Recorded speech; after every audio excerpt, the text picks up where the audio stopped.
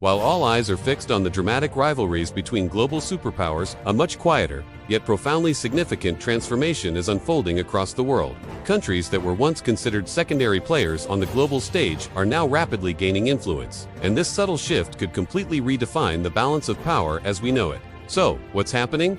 For decades, we've seen a world largely defined by the actions of a few dominant nations. But today, these superpowers are facing a perfect storm of internal and external pressures. They're locked in intense strategic competition, grappling with immense economic strain and battling deep political polarization at home. On top of that, staggering levels of national debt are limiting their ability to act freely and invest in long-term projects. Think about it. When the giants are busy wrestling with each other, they create a vacuum, an open space on the world stage. And it's in this very space that a new group of nations is rising. These are the middle powers. Countries like Brazil, Turkey, Indonesia, South Korea, and Saudi Arabia, just to name a few. They're not aiming to become the next superpower, but they are cleverly leveraging their unique position, their greatest asset, flexibility. While superpowers are often forced into rigid, binary alliances, you're either with us or against us, middle powers are forming diverse, multi-aligned partnerships.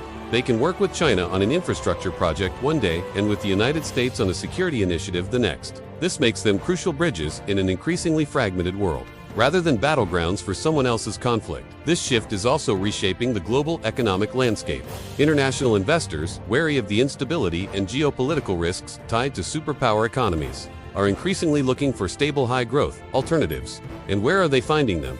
In the middle powers, these nations offer a compelling mix of emerging market dynamism, massive infrastructure development projects, and competitive labor and production costs. For example, look at the boom in manufacturing in countries like Vietnam and Mexico as companies diversify their supply chains away from a single source. Capital and opportunity are flowing to these new destinations, fueling a virtuous cycle of growth and increasing their economic clout.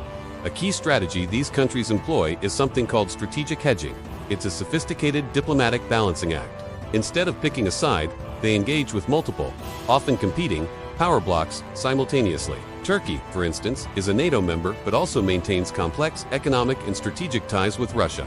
India masterfully navigates its relationships within the Quad with the US, Japan, and Australia, while also being a key member of the Shanghai Cooperation Organization alongside China and Russia.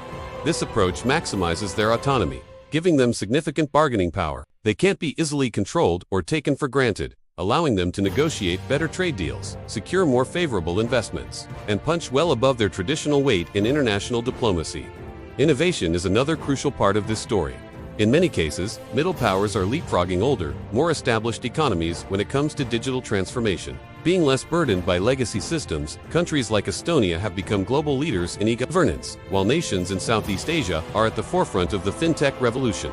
This agility in adopting new technologies supercharges their productivity and makes their economies far more competitive. For them, innovation isn't just a buzzword. It's a powerful accelerator for national growth and influence.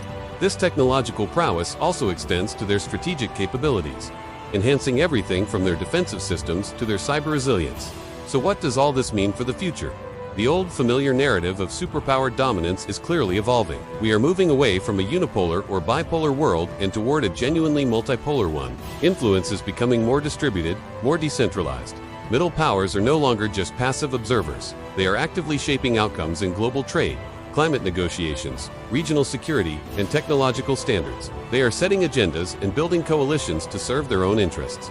Now, this new multipolar environment certainly introduces more complexity. It can make global consensus harder to achieve, but it also creates incredible opportunities. When power is more spread out, the global system becomes more resilient. Economic and diplomatic partnerships diversify, meaning a crisis in one part of the world is less likely to cause a global collapse. New leaders and new ideas can emerge from unexpected places, offering fresh solutions to our shared challenges. The quiet, steady rise of these middle powers may not be making the screaming headlines every day. It's a gradual, structural shift, not a single, explosive event. But its long-term impact on our world will be absolutely profound. The future of global influence is being redrawn before our very eyes, and it looks set to be more complex, more dynamic, and perhaps more balanced than ever before. This isn't just a story about geopolitics. It's a story about the changing shape of our world. Thanks for watching.